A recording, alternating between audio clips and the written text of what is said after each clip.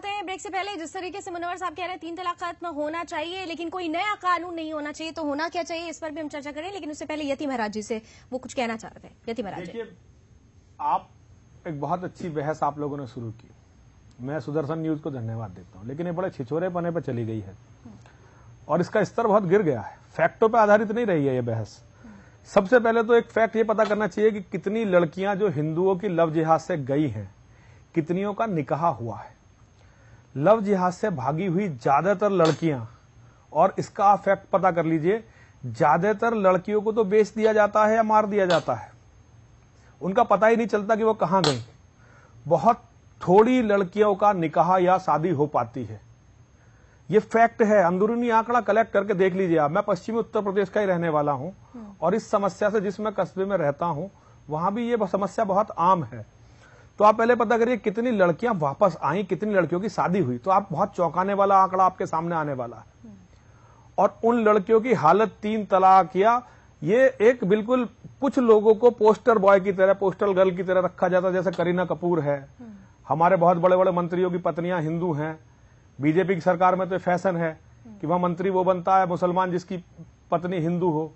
ऐसे कुछ लोगों को आप कर लें तो इनकी बात तो अलग है, लेकिन ज्यादातर हिंदू औरतों की बहुत दुर्गति होती ही है इस लव जिहाद में फंस के।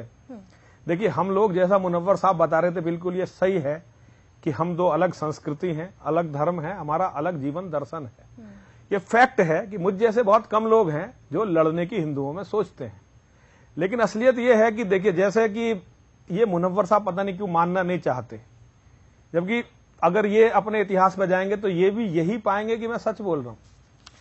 आज भी मुसलमानों के घर में, वैसे तो ज्यादातर भी ये हम में से ही हैं, लेकिन सारी हमारी बहन बेटियां आज वो दुर्गति जो 3 तलाक के नाम पे जो आप बता रही हैं, पहले तो ये पता करो कि उन लड़कियों का हो क्या रहा है। और 3 तलाक के नाम पे जो आप दुर्गति बता रही है वो तो उसकी उसी दिन तय हो गई थी जिस दिन वो भागी अपने घर से लड़की।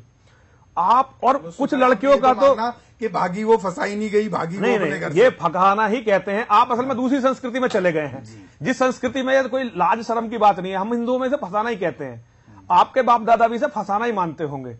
2 ही तरीके हैं हमारे यहाँ, या तो माँ बाप की मर्जी से शादी होती है या उसे फंसा के भगाया जाता है। अगर हमारे यहाँ दूसरी जाति का भी ले जाए तो हम यही कहते हैं। अब आपके संस्कार बदल गए हैं, आप लोग जो है अपनी लड़कियों को तो बुर्के में रखते हो ताकि कोई देख ना ले, और जो पुराने आपके धर्म के लोग हैं उन्हें जो है इसलिए आप वो करते हो कि भाई इन लड़कियों के साथ अगर इन्हें हमें फंसाना ही है तो हम इस बात को वो मुसलमानों के 100 केस बता रहा हूं जहां मुसलमान की लड़की हिंदू के लड़के के साथ गई, फिर लड़के को भी मार दिया और लड़की को भी मार दिया। 100 की तो मैं डिटेल दे दूंगा मुनव्वर जी को, लेकिन ये बिल्कुल फैक्ट है। इनकी संस्कृति अलग है, हमारी संस्कृति अलग है। हमें ये मानना पड़ेगा कि हिंदू की बेटी की दुर्गति जिस दिन लव जिहाद में फंस गई उसके बाद उसे भगवान भी नहीं बचा सकते। मुनव्वर साहब कुछ कहना चाह रहे थे। मुनव्वर साहब, मैं ये बताना